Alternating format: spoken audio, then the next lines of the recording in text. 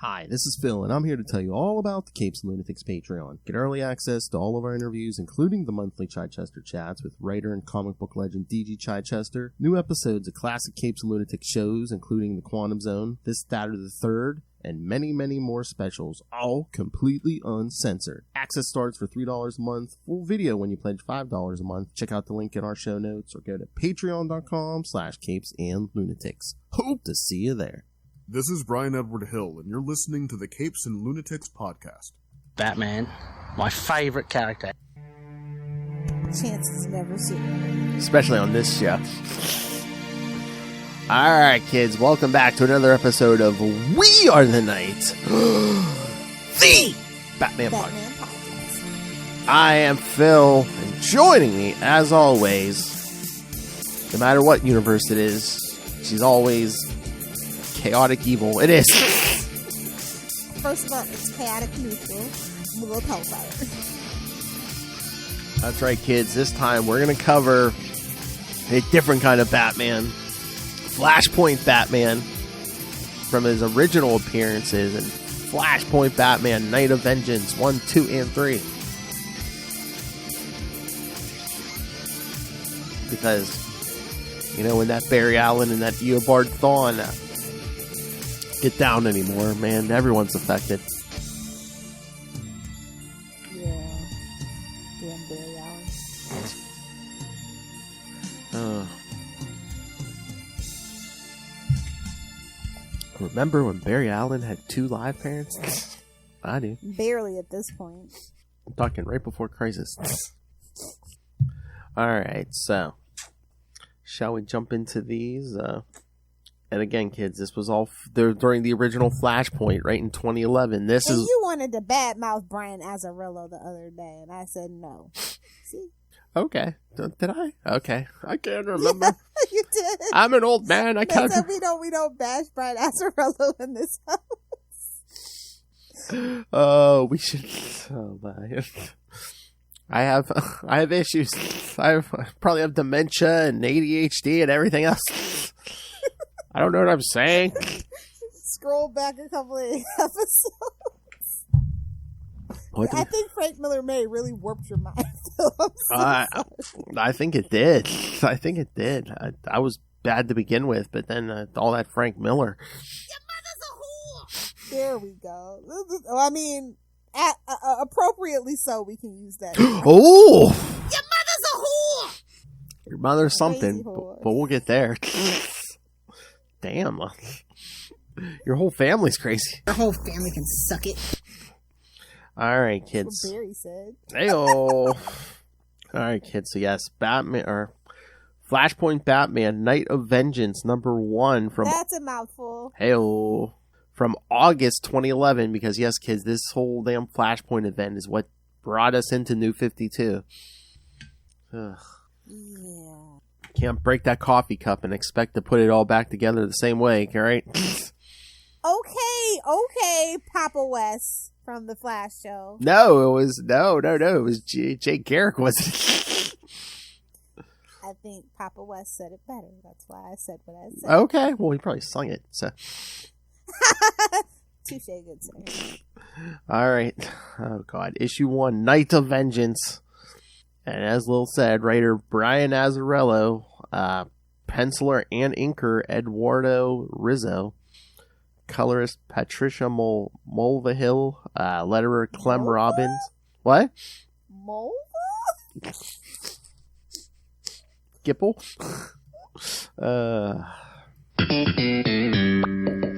We got a Rex Ogle, so you know. Hey-oh. Letterer Clem Robbins, and editors Rex Ogle and Eddie Berganza. Thomas Wayne. Here we go. Thomas Wayne is at an appointment with a psychiatrist. However, he does not feel comfortable because his insurance company organized the appointment. Wayne convinces the psychiatrist to give him the approval and let him go. Were you getting like creepy vibes off him at this scene? I mean, we always get creepy vibes off Thomas Wayne, but I was always like, first time I read this, I was like, is he gonna like hit on her or like? Yeah, there was definitely some sexual tension. Some kind of tension. I don't even think it was sexual. Oh yeah, there's definitely tension, but in the elevator, Wayne encounters Oswald Cobblepot, his apparent partner. Outside the... know what's going on. I know. It's a whole new universe, kids. Outside the building, Wayne meets with Commissioner Gordon on the way to Harvey Dent's home, whose children have been kidnapped by the Joker.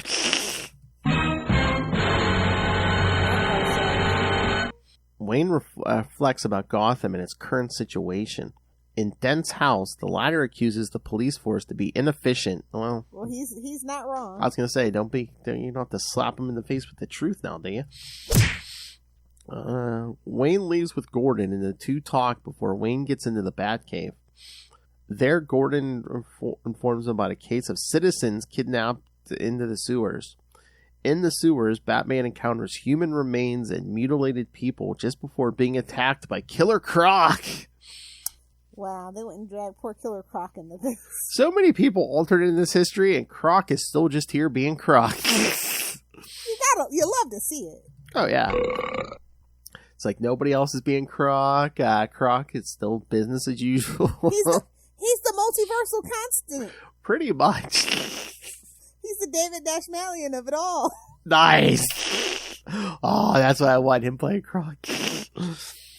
After a struggle during which Batman remembers the murder of his son by an armed robber. Oh boy, here come the floating guilty heads. Oh boy. Except this time it's the reverse. Instead of Bruce Wayne and the floating heads of guilt, this time it's Thomas Wayne and his son.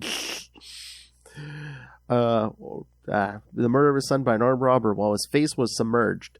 Batman face down in the dirt. Oh, in that Gotham sewer water. Oh. Yeah, no wonder he went crazy. Oh, and this is like we paint this as like a worse version of Gotham than like the.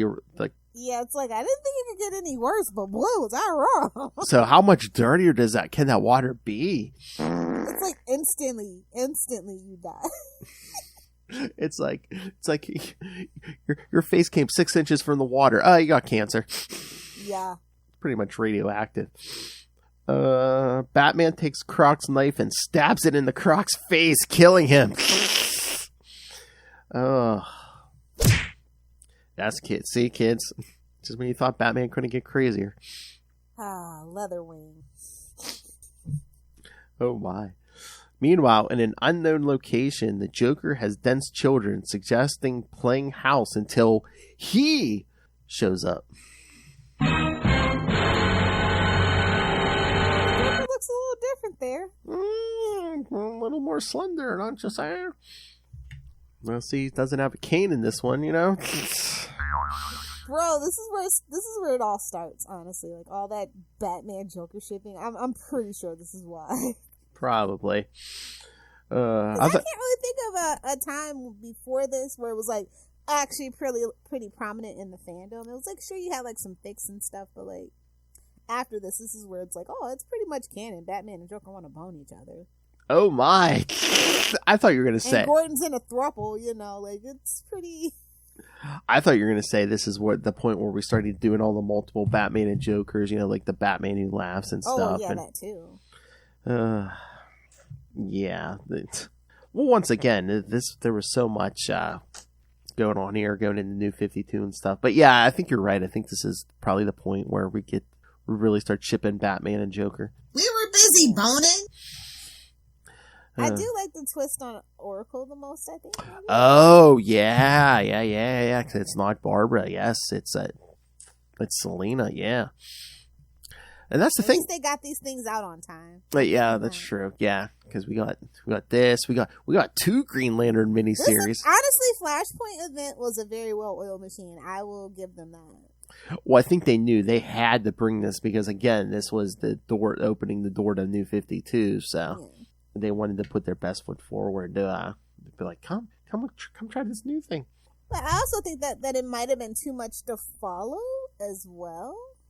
Yeah. As opposed to the previous like Crisis that were like actually labeled like Crisis and stuff, you know. There's so many miniseries and stuff. I mean, again, we got 2 Green Lantern miniseries, which Will and I will get to eventually. You got a lot of ground to cover. I mean, we're already at 2005 or so, and so I don't know. We go pretty quick, but there's gonna be a lot of. We're getting the books. Yeah. So no, I thought this. No, you were right. I shouldn't rip on Brian Azzarello. I thought he did a really great job. Yeah, he did. I thought the art was good too. I'm a fan of a lot of his indie stuff. Not really. I'll be honest. Like his DC stuff's okay, but like his independent stuff is a little bit better. Yeah. But this, I feel like this is some of his best DC work ever. Well, yeah. I mean, like it's a lot of pathos. It's great pacing.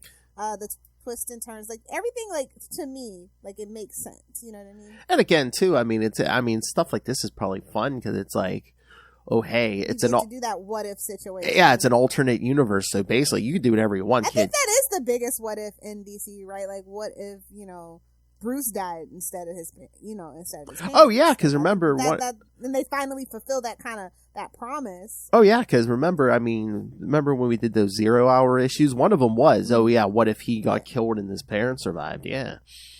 And so they were like, yeah, and people really liked it, and then they basically make this the thesis of the New 52, I guess, if you will. I mean, I guess, and again. I think the cartoon really sucked, though. I don't think they did it justice. Hell.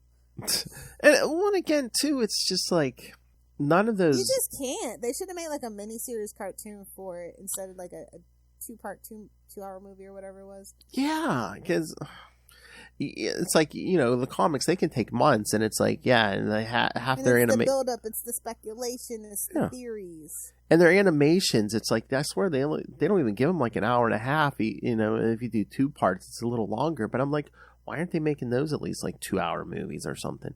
Well, at least 90. I don't even think they touch 90 minutes. No, they usually do like 70 some minutes, I think. And I'm just like, that's not nowhere near enough for because clearly, especially like the stuff that we got before the Tomorrowverse, like right in between that Dini and Tomorrow, that whole era, where they were kind of did like a little bit of the anime style and all of that. Yeah, they were experimenting. They had they had every right to do something like that. That Batman Bad Blood should have been 90 minutes. Oh yeah, there's just too much backstory to cram, and that's why I feel like they just don't give stuff enough time. And they always want to touch on like big ones, like they did like Death of Superman or something. It's like you need more time. You literally need 4 movies for that. Yeah, you need to do a Death, Reign of the Superman, Return. You need to do Funeral for. I always thought that was a missed opportunity to do a whole movie about Funeral for a Friend, because it's a lot of It really sets the tone about what Superman means to that universe. Mm-hmm. And I think and it kind of makes sense that they didn't do it because they don't understand anymore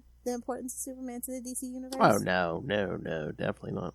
You have to have hope, and that was the whole thing about why the Flash in the Arrowverse, right, was the better show out of all of them, because it was hope. He had the most love in his life, the most believable love. On top of that, the team wasn't always at each other's throats and stuff, right? Exactly. Yeah. Oh, that's what we needed for one of the anniversaries, maybe do an episode of Unlimited Justice just on that Funeral for a Friend stuff. I would love to. I mean, we did the Death. I mean, we'll do that.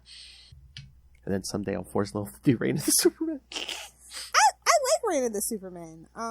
It's an interesting, like I said, in the moment, I really enjoyed all those books. But when I go back to it and you realize the things that happened in the comic book industry because of this, it is what leaves a bitter taste in my mouth. Yes. I think during the event, totally, I think everybody was into it, and then we started having that fallout. And that's why people don't really look back on that too fondly, I think, is what it is. But I think the concept and the execution was actually really great. It was really ambitious for the time. Mm-hmm. Yeah, I'd do it. If you want to grab Tyler, I love talking Superman with Tyler. So, yeah, totally. We can do that. That taste is still in my mouth. Oh, it really is. That's where we need to go. I think that's where they really need to get back to for Superman, to get back on track. For him to be that shining beacon of hope in the DC universe. Mm-hmm. And not down in the dirt with everybody else, I guess. He is married and he has a kid, and that's a huge step forward. But they have yet to really build the momentum off of that and really understand what that means for those characters. Oh, you yeah. know what I mean? Oh, yeah, definitely. But back to, speaking of marriages. All right, so should we get to issue 2? I will say I'm not a fan of any of the covers. I will give you that. I mean, the first one's not bad, but again, and like you look at that Wayne Casino, no, that is not right. I know. And then you got that horrible ad at the top there for the Green Lantern movie. Yeah. That did not age well. Yeah, it's a running joke between Phil and myself that like I bought the it's like Green Lantern Rebirth. It was like, oh, the secret origin of your hero soon coming to the big screen. It was $1. Not even $1.25 at the Dollar Tree. It was $1. But it's just so funny because it's like it was just a collection of the monthly comic, but meanwhile they had to slap Ryan Reynolds Green Lantern on the front of it. And then he wrote a foreword. They gave us sneak peeks of the movie, and the sneak peek pictures did not look good. Was not appetizing. Honestly, I did not see that movie in theaters, so I knew how bad it was going to be. You could tell they had no idea. They thought, oh, this is going to be so great. Well, that's a Berlanti production. I know. Which is why I've always been so apprehensive about everything in the Arrowverse. Never forgive, never forget. They thought we were running into a Green Lantern renaissance, and then they just saw the reviews. Well, they did with the animated. Movie, however. Oh, yeah. But the cartoon only got greenlit because of the movie, because much like Batman, there always has to be a cartoon connected to whatever kind of movie thing is out to bring in the kids and the parents. So, I mean, I guess we could be thankful for that movie just because it gave us that animated series. Yeah, that's the only thing to be thankful for. Oh, yeah. All right. Flashpoint Batman Night of Vengeance #2, September. September 2011. The title, Part 2. Who is this? Frank Miller? Episode 2? Play the drop. Your mother's a whore! I'm getting there. I know you said the magic word. Your mother's a whore! We're going to get there, kids. All right. After the chat for Renee Montoya. Oh, burn. All right, so same creative team. Jim Gordon calls Oswald Cobblepot and asks about Thomas Wayne. Oswald replies that Thomas is not here, but Gordon says that Oracle has a lead on Joker. Oracle was a wheelchair-bound Selena Kyle. Oracle tells Gordon that the body of a man named John Randall was recently found in the river. How could you tell? There's probably so many floating there. See, the mob does this thing, right? It probably looks like a log jam in there. Yeah. But like his eyes got torn out and put in his pockets, that's stuff that'll keep you up at night. Yeah, no kidding.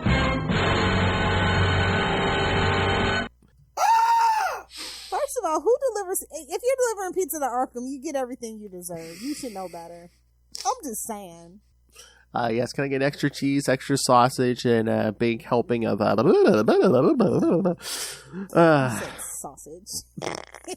The Australian treat. Sausage. So who's if you don't have a sausage emporium, are you really even a sausage king? Is all I'm saying. Oh, it's fine having a sausage fest. Ray's like, I did nothing. Oh, so who's delivering pizza to Gotham? I thought they were Boston Pizza owners. Exactly. There's definitely a Boston Pizza in Gotham. From Boston. I thought they were Boston Pizza owners. That was the running joke when me, Will, and Matt were podcasting together. It's like there's Boston Pizza. There was a Boston Pizza closer to Will in Arkansas than there was to Matt, who actually lived in Boston. I know. I thought they were Boston Pizza owners. Where's my Big Belly Burger franchise? Out of the gooch. Dear Warner Discovery Warner Bros. I don't know. Whoever you are, call me. I have ideas for merch and franchises. Call me. Sounds like a plan, Jan. So yeah, John Randall was found in the river. His eyes had been torn off and placed in his pockets. Also, his car was found at Bristol Township. Before he died, he was delivering a pizza to Arkham. Gordon goes to investigate and calls Thomas, telling him about what he found. Thomas offers to help, but Gordon declines and hangs up. Then he walks to a nearby mansion. Inside the mansion, the Joker puts duct tape in the children's mouths. Meanwhile, Batman goes to investigate in a bar, where the bartender, Renee Montoya, shows him a man named Ricky. Ricky Bobby! Renee tells Batman that Ricky ate a pizza the Joker brought, and he lost his mind. Yeah. So, oh God, what was on that pizza? Smoked a LSD. doobie. Well, LSD, a couple of shrooms. Everyone loves cocaine. He ordered extra mushrooms. He didn't know what kind of mushrooms. And then he straight up, nobody can know my secret, him, bro. Like, Oh my! please. Choke that chicken! Definitely. Snap that poor guy's neck. Knowing that there is nothing to help Ricky, Batman then euthanizes him by snapping his neck. Ooh. Choke that chicken! As he leaves in the Batmobile, Batman calls Oracle for information. Oracle tells him that Gordon went to investigate in Wayne Manor. This is crazy. The end of this issue, like, they are not effing around, man. Oh yeah, this is probably the most shocking moment of this Flashpoint. was so shocking when I read it. Even all the Eobard stuff, yeah, this is probably the most shocking moment. Yeah. At Wayne, Him and Jeff Johns trying to outdo each other over here. What the hell? At Wayne Manor, Gordon shoots what he believes to be the Joker, but it's one of the kidnapped children. Damn, That's son. dark, yeah. Suddenly, Might as well put him in the recycler and have him crushed. What the? Yikes! I know that was dark. That was dark. What the F? One of the only times I think we ever see a child get harmed. Well, that's not a Robin. Ooh! Burn. Suddenly, Be a Bruce Wayne apologist. Suddenly, the Joker slashes Gordon across the throat with a knife and uses his cell phone to transmit images of what happened. Batman arrives at the manor and angrily asks the Joker about what happened, calling the Joker Martha. Why did he say that name,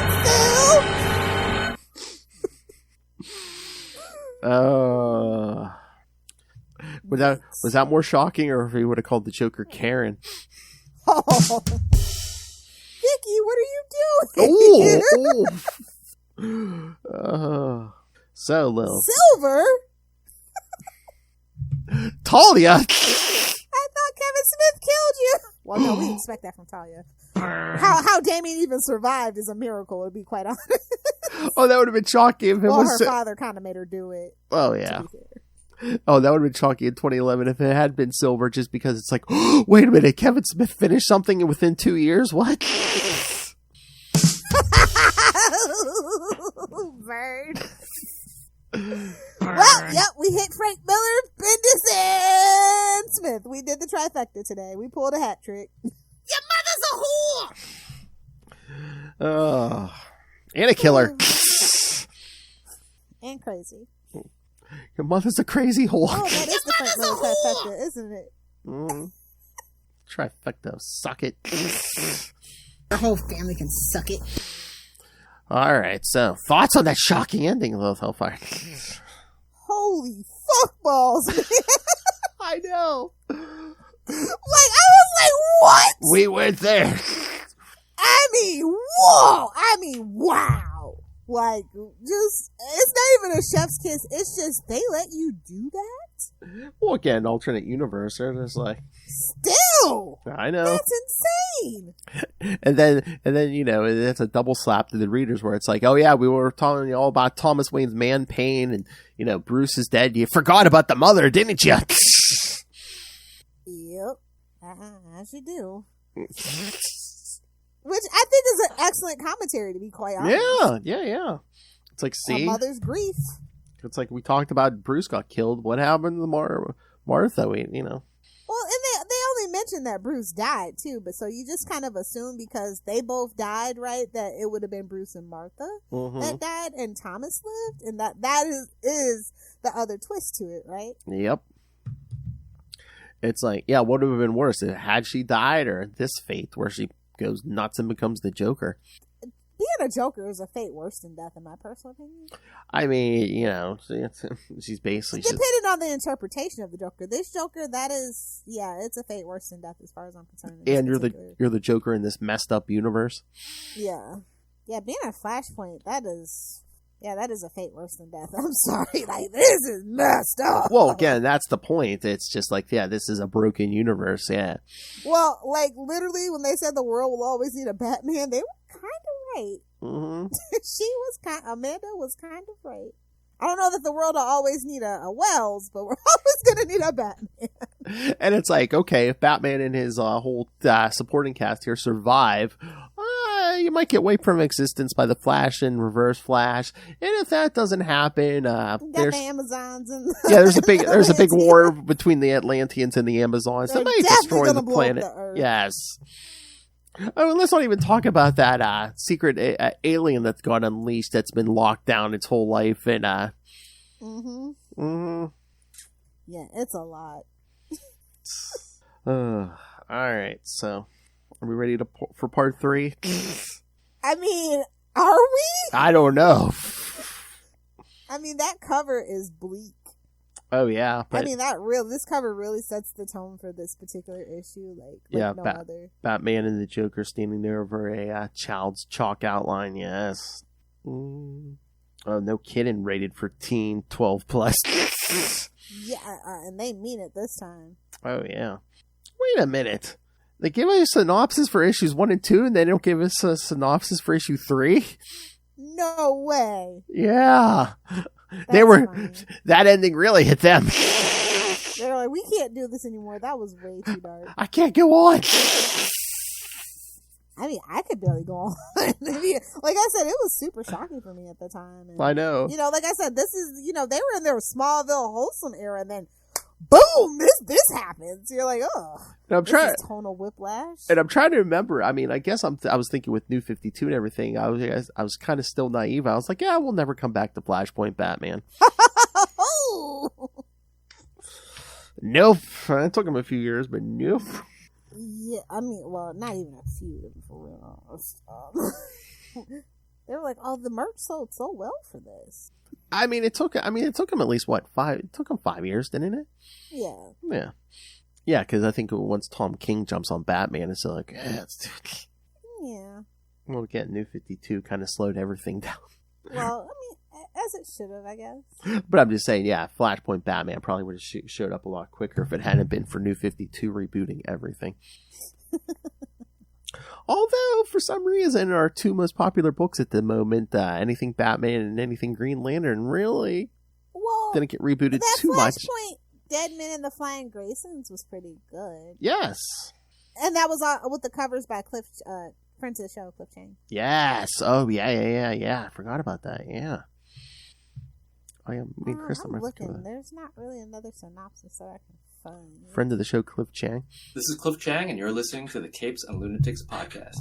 I remember really liking the Flashpoint stuff. Like, I didn't even feel like it was overdone at the time because literally they had everything. They had the Green Arrow Industries, that one shot. They had that Wonder Woman and the Furies one was really good because that kind of covers like what happened in Europe or whatever. Yeah.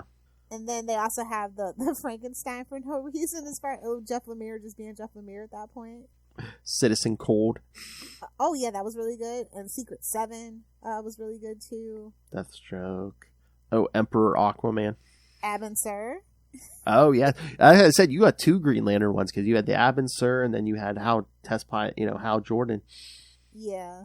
The Kid Flash Lost. Oh yeah, that was okay. Yeah.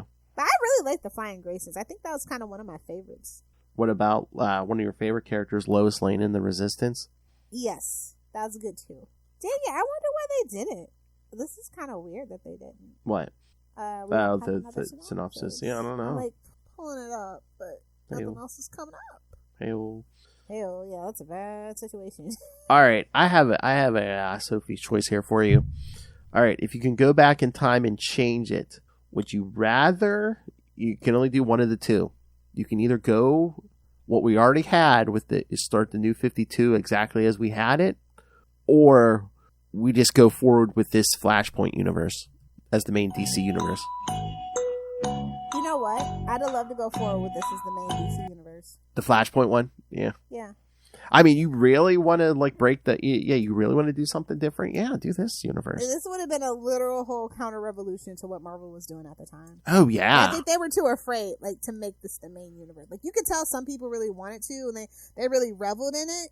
And they like I said, all the one shots, like, it's very rare. Like, I'll say, like, the last one that I really can agree with were like all the one shots in the main book and everything was perfect was King in Black, right? Mhm. Specifically for Marvel, that was like the best crossover they've ever done. They'll never be able to top it. They need to stop while they're ahead. And then Flashpoint for DC. I think that was the last like really cohesive, big, grand idea that actually worked on every single level. Yeah. And again, it's like, you know, New 52, they basically just Heroes Reborn to the whole DC universe. And it's like, this, had they gone forward with the Flashpoint universe, it would have been like, yeah, you need to come read this because you have nobody looks like they did, you know, last month, you know. Exactly. There's a new Batman. I think they were really super afraid, though. Like I said, Yeah. this is very much tonal whiplash of the time. Like I said, everything, like from Superman Returns and Small, everything is still super wholesome, pretty much. You know, this is like super shocking, and like you just never thought you would see it. And I know, but I mean, just think you have a new Batman. It's like nobody knows who Superman is and doesn't trust him. That would have been a completely different take. I totally agree. Again, I mean, hindsight would have been better New 52, but like I said, some things as such surprisingly really great things came out of New 52. It just wasn't the Trinity. The Trinity got so damaged, and that's our foundation. So exactly, like I said, especially Superman. Yeah. All right. Let's just walk through 3. Yeah, let's just walk through 3. I have it open. Let's do it. Yeah, I got it open. So yeah, Batman shows up, sees one of the kids dead. It's like, you monster. Well, duh. I know. But yes, as he sees like this bleeding. It's like dead dove don't open. Dead dove inside don't open. I don't know what I was expecting. I know. But as he sees like this dying little girl, as he flashes back to the night of Bruce's murder. Yeah. He's basically trying to save Bruce, because yes, he is a doctor, but basically saying, come on, Martha. And she's like, this isn't happening. You know, she's losing it right now. She's losing it. Yeah. Basically tells her to go back to the theater, find the police, get an ambulance. Do something. So I wonder... Hysterical broad? So yeah, like, Thomas is trying to resuscitate him, keep him alive, but by the time Martha gets back with a cop, I guess Bruce is dead, so... Yeah. Which is even worse, like, the fact that he struggled and he was trying to say, well, like, with Bruce, they were, like, literally instantly dead, you know? Yeah, and again, too, he was, like, 8? He couldn't have saved them even if he tried, you know? Yeah. Even if he knew, like, CPR like, and stuff. He's a doctor, and this is his family, and, like, yeah, this just hits on so many different levels, right? Oh, yeah. And he's like, I'm cold, Daddy. And I'm like, oh, no! Don't do this to me! Lilith might have a human emotion. Oh, my God. No, it's really, like, it hits you on a different level than Bruce's parents dying, right? That's, even though that's like his driving force, and we revisit those graves and we put a rose on the grave, like, they never, you know, they show us in shadows a lot, like, you know what I mean? Like, that actual death of his parents, with the exception maybe the Snyderverse, isn't like super explicit, right? Yeah. So, and again, it's like your son dies, and then like the wife just the wife's psyche just shatters. It's, you know, she's gone. And replaces this monster. Yeah. As they get into that fight. Oh yeah, hitting him with that hammer. Yeah. Oh man. And then, you know, well, Martha has always been like, it's kind of canon that Martha's family's a little crazy. Right? Well, yeah, in some of those versions, yeah, like she's related to the Arkhams, who we all know are nuts. Yeah. Or she has spent time, even if she's not, she has spent time in a mental institution, things like that. Yeah. And I think, you know, that when you have that in that context, it's like, yeah, it kind of makes sense. Well, wouldn't you get postpartum depression if you gave birth to vengeance? Nice. Oh, yeah, but it's like a mother you. does probably take, you know, she birthed that and it's gone in front of her face. Like, yeah, it's a thing. Oh, yeah. I think they really gave, even though it took till issue 3 to really get into her psyche, they really did give it like their respect and reverence and like thought outness. It wasn't just like a gimmick. I enjoyed it a lot. Everything, like I said, it's very well thought out. And it makes sense in the context of this world, and it's sad and it's heartbreaking, and you just can really feel the two spectrums of how they're dealing with their grief, right? Yeah, and I do like the coloring and like the art in this, where it's like, wow, she's attacking and we're getting those flashbacks, but like the flashbacks are in black and white with like some red thrown, but I do like that just visually. Mm-hmm. But yeah, well, like Martha's not coming out of her bedroom, we see in the flashback Thomas basically tracks down Joe Chill and kills him. Yep, no matches Malone needed here. Oh no. He literally beats him to death with his fists. Giving him the old Peter Parker treatment. Just. I still wonder how she came up with the costume, how we arrived at that, but you know. Is it just the whole, I saw something on a playing card or something, or? Yeah, like that's my one, like, I don't know that Martha would have chosen this motif specifically. Yeah. Because, like, the bat, obviously, because they still do have all that underneath, the Wayne Manor and stuff, like, that whole thing can still happen. But, like, Martha is the Joker in that motif. I don't know. Yeah, well, we see him before he goes to kill Joe Chill, saying he misses Bruce, too, and he misses her smile, so when he gets back, you know, she's done. Well, I love that. You know, that's that theory. It's like, well, if there ever was, like, an actual, like, canon female Joker that wasn't, like, you know, Flashpoint Joker, her origin story would be like, you know, why she smiles so much is because men would catcall her and tell her to smile more. Yeah. So she pulls a Heath Ledger and yeah, no, seriously. And I'm like, yeah, I kind of like that. That would be actually kind of funny. It's like, see, I'm smiling. Yeah, because that's when Thomas comes back and tells her, he's like, he's dead. You know, like, I murdered it. You know, the murderer of our son. Oh, and then I feel like this is also, like, when he's chasing her through, like, the woods or whatever, it's kind of a reference to the Killing Joke. A little bit. Oh, yeah. Where they're running in the shadow and you kind of there's just, like, sounds and stuff. Yeah, because he basically throws them out the window and, yeah. Ugh. Like, that ending page is crazy. But when they hit the ground and she's like, you know what a failure you are, old man. It's just like, geez. Yeah. Rub that salt in that wound, baby girl. and if this isn't like just like so like, you know, just meta commentary for any Batman, it's just like too angry to be self-aware. Yeah. And then she's like, tell me about Bruce. And I'm like, oh, so freaking heartbreaking, bro. I thought you might land on top for old time's sake. Fetish. And then also those last pages where it's like protect our superheroes, the numbering stops here, and I'm like, what the hell? Well, then the whole thing, I mean, I guess he's already met Barry Allen, so it's like, you know, she's like, she wants a world where he doesn't exist. He's like, well, I can do that. You won't exist either, but Bruce will survive. Yeah. He's basically that night we get killed instead of Bruce. I think it's better that way, honestly.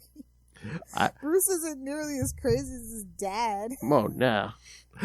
Well, I love she goes nuts when Thomas says, oh, he follows, you know, she's like, well, what was Bruce like? And he's like, oh, he follows in his father's footsteps. She goes, is he a doctor? And he's like, you know, it's basically like, Batman. No. It's like Supernatural where the mom's like, hey man, our kids shouldn't be hunters. And like, she dies, he's like, they become hunters. Like, oh, she is pissed. But I mean, she wasn't nuts before, you know, when she's like, oh, he becomes a doctor, and Thomas just like, no, and she's like, oh god, no. Yeah, but that's the funniest thing. But yeah, she runs away, and we see her fall into the cave, and basically, is she dead? No, she's just stuck there. She's gonna starve to death. Well, that was pretty far fall, and the way she didn't really land the best. So maybe because it looks like she's bleeding out internally for sure. Because it looks like she squeaks out like a last. It's a bear. Oh no, she goes, the world. It's a bear. Yeah. So I'm assuming she's trying to say bastard, but it's not a bastard. Your mother's a whore. Ah, yes, the search for Swamp Thing. More of the Green Lantern's aftermath. Mother Earth is a whore. Your mother's a whore. Reign of Doomsdays and Rise of Calypso. Oh, these are just like their greatest hits. Although Odyssey and Wonder Woman isn't bad. Doc Savage, though, they could have kept. Oh, man. Even on the DC app, man, they give you the complete checklist of all the Flashpoint stuff. As in, keep reading. Keep scrolling. Frankenstein and Creatures of the Unknown. Oh, that's right. The only regular book that crossed over was Booster Gold. Yeah. I feel like Dan Jurgens had a hand in that. Probably. That's the thing, though. It's like we didn't even get at the 50 for Booster Gold. He basically ended at like 47 or 48. It was like so close, but no cigar, sir. Basically, it's like nope. New 52 starts. Cutoff point. Damn it. And they decided, like, yeah, it was like a whole thing. I was just like, ugh, trying to be like Marvel. It's bad. What? Like, what when they decided that they were gonna keep the legacy numbering, and I'm just like, ugh. So annoying, because they kind of had to for Batman and Superman. They kind of had to. Well, they didn't at first, but then they brought. I love how it's like a lot of them they won't do the legacy numbering, but Detective in Action, man, they'll keep that. They'll be like, look, we're the only ones who hit 1,000. Suck it. I love how they'll keep renumbering Superman, but they'll keep the legacy numbering on Action. He's like Spider-Man, literally. It's like, how many volumes of Superman are we at when we really didn't even have that many until very recently? Exactly. Very recently. And meanwhile, Batman's still trucking along in like 137. Yikes. Hey, man, look, the only two, right now, the only two who've broken 100 in this modern era are basically Batman and Nightwing. Yep. Rightly so. Yep. Suck it, Marvel. I'm like, you can't let Spider-Man hit 100, really? I don't think we'll ever see that again in our life. That last volume, I mean, I know, but that last volume, they hit like, what, 93 or 94? Yeah, I was like, bro, what are you doing? Give it 6 more months, then reboot. Jeez. I'm surprised. They're blowing their load over there. I don't know. Listen, Marvel's due for another downfall. I hate to be the one to say it, though. I was surprised they didn't milk it. I'm like, you could have did a Spider-Man 100 and then a triple stuffed. you could have charged whatever for that. Giant 100 page. And then the next month would be Spider-Man #1 again, and that would have been oversized or something. With variants, I know. Like, they just like it shocks me the things that they do and don't do. I guess because we had the renumber for Zeb freaking Wells.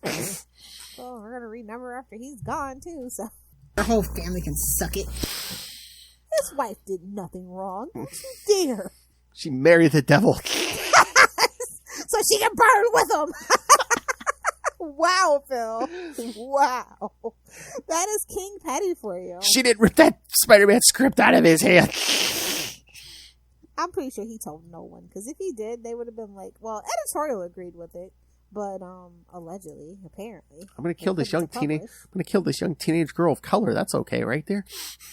Oh my God, hey man, what if this is like a Diddy O'Neil on vacation thing, and they just slipped it through? And the editor's gonna come back from vacation and go, what the deuce? Well, I think everyone's aware of it now, Lilith. Well, can't pull it back now, can you? It's too late. I think they're tracking it down because, like, just this week I was seeing all these articles about, where did the leak come from? Because, I mean, that thing leaked like 2-3 weeks early because everyone's like, well, the issues weren't at the stores and... Oh, yeah, it came from... The call was coming from inside the house. I don't know if it's Zeb Wells' writer's assistant or... Hey, we do a somebody in editorial. Like, it's not us. Hey, we do a Spider-Man podcast also, kids. So, if you're the hero who leaked that, contact me. Let's talk. We'll blur your face and give you a voice changer. You're the hero the city deserves. I know. Even if you just write me a anonymous email, something.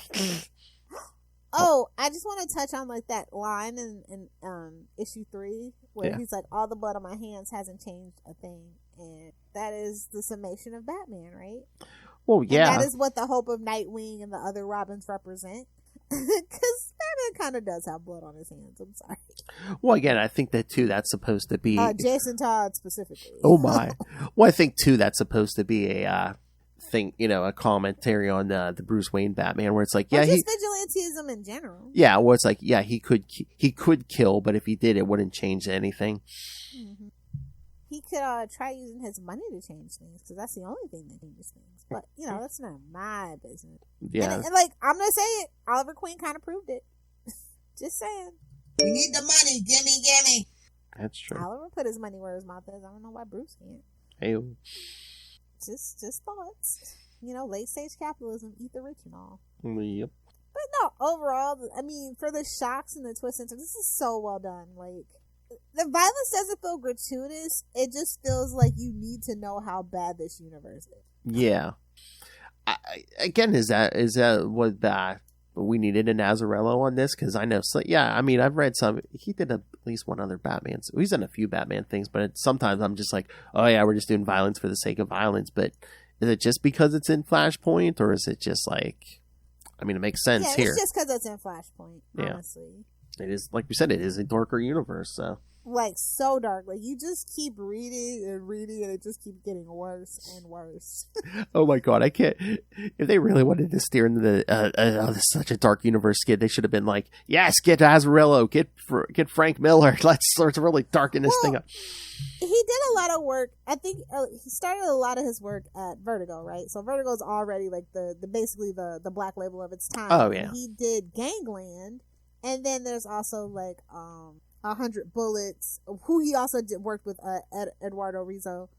So they had that established rapport coming into this as well. So that thing, I think 100 Bullets went for like 10 years. So they did, and he also did a little bit of work on John Constantine Hellblazer as well. So he is used to that dark world, Also, it's like, I think like Vertigo Crime also, and then he also did like some Strange Adventures and stuff, and yeah, he just like, and his stuff has always been a little dark. Like, he even did like the Gotham Knights. I think he did a couple of them, or maybe it was just that one. But yeah, he did Gotham Knights number 35 was a little darker than usual. He also worked with Frank Miller on Dark Knight 3. So, and I think he's no stranger to that. Oh no, I think Azzarello did like a Batman arc. It was the one right after Hush, like the original Hush. I think you're right, but I think I'm most known for like Batman Europa. Yeah, yeah.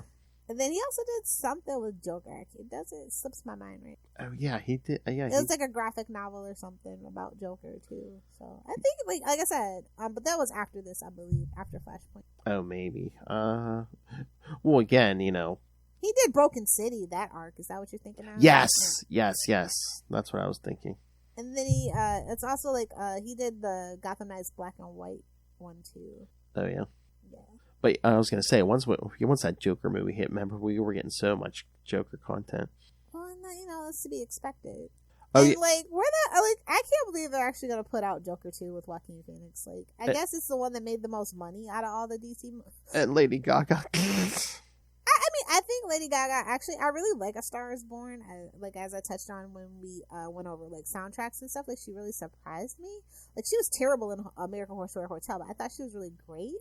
And I do think that she's a very excellent singer. I think her, like, one with Tony Bennett, if you ever listen to that, the duets with Tony Bennett, just like Amy Winehouse, kind of, if you think, oh, I don't know if she can really sing, like, singing with Tony Bennett, like, yeah, she's got chops. So, I think it's weird that they're making it a musical, allegedly. I'll have to see. Oh, but yes, Brian Azzarello did do a Joker graphic novel titled Joker in 2008. Yeah. So. Yeah, like I said, he had the backstory to like really pull this off. I never he doesn't strike me as like like a nerd, like a nerd. Like, I'm gonna put this in here just to prove that I read comic books as a kid to you guys. But he does do solid work. Oh, and are we forgetting one of his most well known in the modern age works on Batman? Damn. Oh yeah, I kind of blocked that out, to be quite honest. Yep. Oh, he also did a really good job with Joker and Lex. He's the one that did that Superman Batman number 75. Okay, yeah. Which is a really great story. I love that story so much. It's so hilarious. It just really illustrates the difference between Bruce and Clark, how they deal with things. Oh, yeah. He also did some Wonder Woman, which was pretty solid, and I always kind of wonder why they never brought him back for Wonder Woman, because I just really don't care for what the last 3 writers on Wonder Woman have done. It seems like a lot of the last what? I mean, ever since the beginning of the New 52. Who was writing Wonder Woman in the beginning of New 52? I couldn't even tell you, but okay, I thought that was more. But I was like, after that, I don't Wonder Woman suffered in New 52. Like I said, the whole Trinity suffered. I mean, except for maybe a few. I'm like, nobody stays long term on Wonder Woman. So is that the problem where it's like we don't have anybody who's in it for the long haul? You know what? I think it was Brian Azzarello that started it in New 52. Oh, maybe. Okay. For the first volume. Yeah, I think so. Let's take the first 6 issues. I think he did do. Yeah, I think you're right. Because after that, it's like I don't think anyone's really lasted. Yeah. I mean, he's the one. Like I said, Cliff Chang did the art with him. So yeah, I was trying to remember if it was at the tail end or at the beginning of New 52. Yeah, but it was Brian, and it was okay. Like he set it up, and then they kind of just failed that. Like yeah, I think for like the Trinity, you need people to be long term. It can't be this rotating stable. Unless it's like doing all the greatest hits, like you bring back Greg Capullo and like all those other people, and then you kind of do it that way. And also, I think we need something like fresh and original Wonder Woman, because like I'm really interested about the daughter arc. Yeah, I think it might be a future thing or something, but like I said, we actually do need a Wonder family, like not just like the Wonder Girls, but like I always said, like we have the Wonder Twins right out there in the ether, but like what if they were actually her kids? Yeah. What I think would be the more interesting thing to do. Well, I wonder what they're going to be doing next, because Wonder Woman 800 comes in and they're rebooting it with the new #1. Same with the Flash. Yeah, look, you can't let Wonder Woman get to 1,000. You already like stopped her book, and she could have been at 1,000, like right along with the boys. Well, they just wouldn't do it. Well, every 50 issues they're going to be like, haha, legacy numbering 850, haha, legacy numbering 900 till we get to 1,000. Yeah. Well, but it's not the same. I know. I don't think they understand that it's not the same. Like I said, the Trinity, they don't understand anymore. They don't understand their foundational principles anymore. The Big Seven, they don't understand anymore. Oh, God, don't even get me started on the Big Seven. Like, it's a joke. Like, when's the last time we actually had a real, like, Big Seven Justice League? I don't think I've had it in my whole life. Well, I mean, we haven't had a Justice League at all since before Dark Crisis. Yeah. And even before that, it wasn't like the real Justice League. Like I would say, like I said, I like Justice League Detroit. Like that's actually my Justice League and stuff, and Justice League Europe and stuff. But like, I mean, I had to go back so far before I was born to actually have the actual Justice League. And I love those books, right? But they are very dated. Like, I think, like Starro, those adventures. Like I love them. You know how much I love a good Starro story. It's before Crisis where we got it's so weird. Yeah, and then like growing up, like you watch Justice League and Justice League Unlimited, right? And then you like go to read the comics, you're like, what the hell is it? Yeah, because from like Crisis until like you really didn't get like the Big Seven all together until Grant Morrison's JLA. Yeah. And by that, it was a long time, and to be reading comic books before I actually got like that feeling back. Yeah, there was at least 10 years there where the Big Seven weren't together. Yeah, well, rightly so, though. They were all going through their own little things. Well, again, after Crisis, we kind of rebooted. We rebooted Superman, Wonder Woman. So yeah, I mean, we got some hope on the horizon. Hopefully, yeah. To get things, like I said, they really need to just pretend like the original Crisis didn't happen because they've been chasing their tail ever since. Well, yeah, like I said, if they would have went forward with this Flashpoint as their actual universe, we would be living in such a different world. I mean, they would have probably even pulled it back sooner. They probably would have just went 5 years and then said, "Oh, we found a way to fix it, and we're gonna go back." You know what I mean? Or would it have been the Frank Miller effect, where it's like if this would have sold so well, if they had kept going, would they have been like, "Oh, they love dark, kids. The kids love the dark. We got to give them everything dark. Dark Superman, dark Wonder Woman, everything." It would have taken them a good 5 to 7 years to burn out everything in that manner, and then finally decide like, "Hey, we're gonna go back to the actual status quo," because like it cycles and trends, right? Yeah, ebbs and flows, and that would have burned itself out eventually. But we would have got a lot more interesting ideas and premises, I think, from this universe than what we did with New 52. True. But yeah, solid story. Just like I said, Flashpoint was a solid event and so well thought out, more thought out than even the original Crisis event, as far as I'm concerned. And it just really shocks me what came after this. Like, so bad. It's so bad. Like, it made me stop reading DC Comics for a while. Like, I'm not gonna lie. What, New 52? Yeah. I know. I stopped reading for like I think it was almost 2 years. I've heard that. I've heard that from a few people. And then because Green Arrow and a couple of other, and like Aquaman, they actually got a lot of time to shine, and really great writers and really great runs is what like kind of brought me back into the fold on that. But I wasn't, and like they had canceled Batman Incorporated, so I really had to be that was like one of the best Batman books ever written. And just the Superman stuff, I mean, not to harp on it, but they got rid of so much character development and just Superman's kind of a character, like, you can't really take back to square one. You lose so much when you do that. Exactly. Like Batman, you can take him back to square one. I mean, you lose Nightwing and everybody, but you can. That was like my big thing, like when they announced New 52 and they're like, oh yeah, they're going to reboot everything. At first I was like, are we losing, is Dick going to go back to being the one and only Robin? I'm like, what are we doing here? Yeah.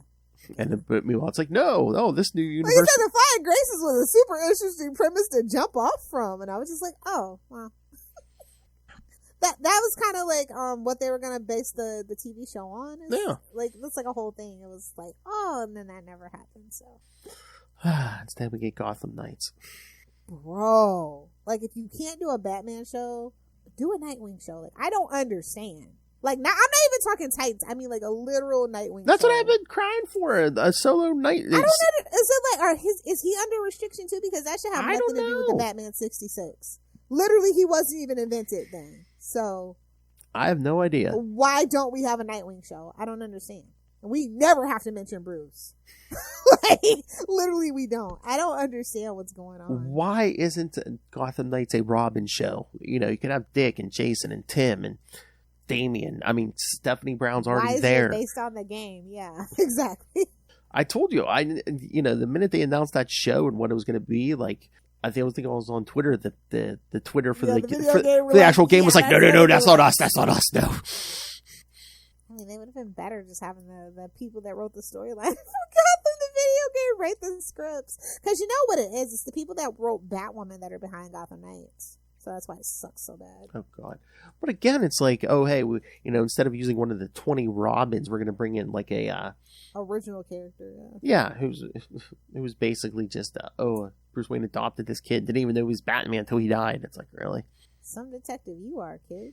We're not even doing Alfred. Alfred's not in this story. I mean, I get why we couldn't use Alfred. But we got to use Alfred in Gotham, so I'm super confused. We used the Alfred in Birds of Prey. I know. Up in the chat for Birds of Prey. TV show and comic book. Yes. And the movie. Oh, we might have to do... Oh, we should do an episode of that either here or on Salty and Petty on Birds of Prey. Oh, I could do a whole mini podcast. There's so many thoughts about that. No, I actually... Okay, don't judge me. I actually kind of like that show because it's all we had, man! Yeah. It's all we had! I mean, it's Shakespeare compared to Gotham Knights. It's Shakespeare compared to Batwoman. Oh, honestly, it's Shakespeare compared to Supergirl. Ooh. So, yeah, I said it. It had Shamar Moore, so don't judge me. Literally the only reason why I even started watching. I was like literally scrolling through TV one night and I was like, ooh, Shamar Moore? Oh my. Hey, there's not Oh, Birds of Prey! Hey. Okay. Oh. This isn't what I know from the comic books, but okay. Hey, there's not an ugly person in that cast, okay? Not a single one. I was like, ooh, Harley Quinn. Ooh. And, this has promise. I was like, but why doesn't she wear a mask? I guess we'll find out. And the frosting on the cake, Mr. Pitt as Alfred. Yes. Honestly, yes. I love my beans. Yeah, we definitely should have a detour for Birds of Prey. Oh, yeah, we'll figure. Oh, yeah, we're gonna figure this out. Yes. On that note, though, you should probably give the kids their homework. All right, kids. So yes.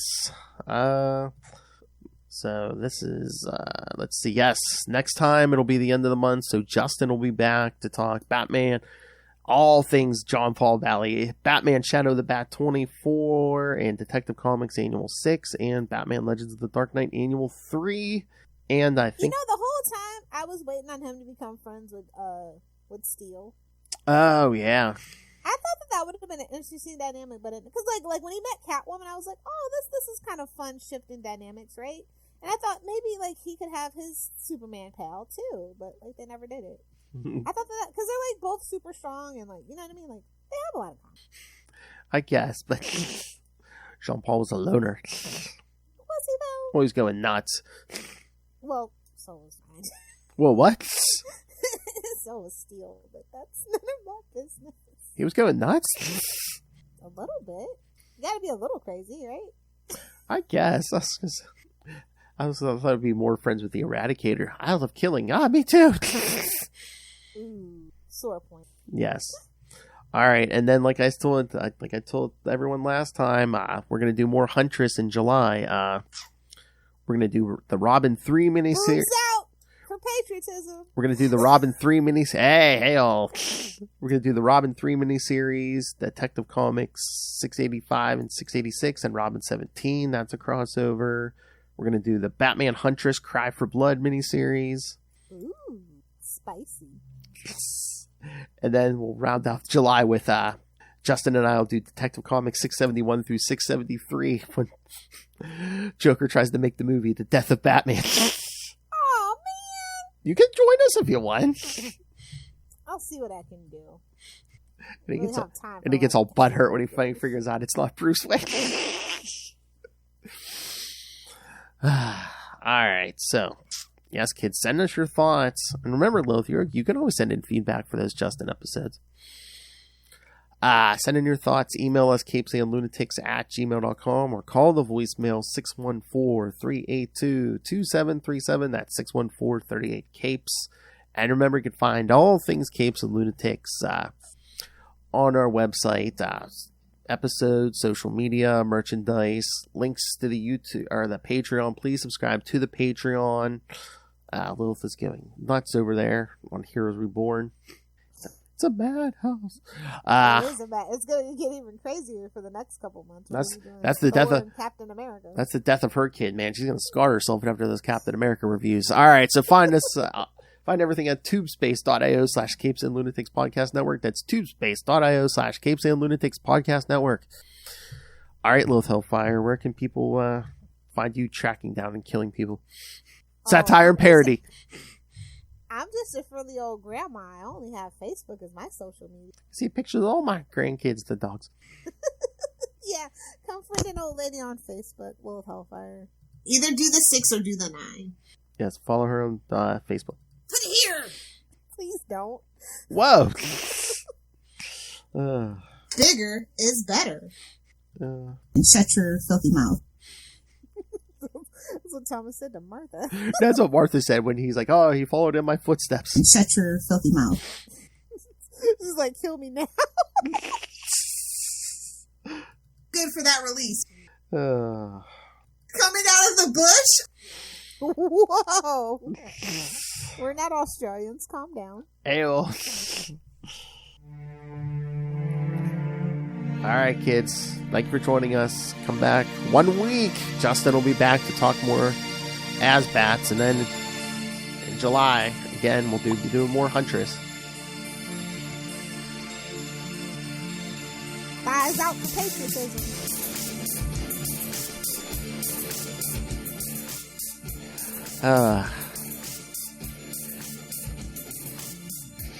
Have to give the kids the whole rundown of next month because wonder if this video will get more clicks and views. Flashpoint Batman.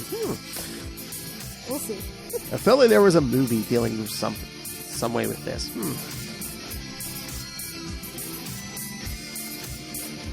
I don't know. That's right. That closes out Daddy Issue June. Yes. The end of Daddy Issues June. Happy Father's Day, boys. May your children not die in the streets of Gotham. And on that though, kids, join us next time. Join us same bat time. Same bat channel. Where? We are the night. Batman podcast. Watch you, Better Mary. be with the Batman you know than the Batman you don't.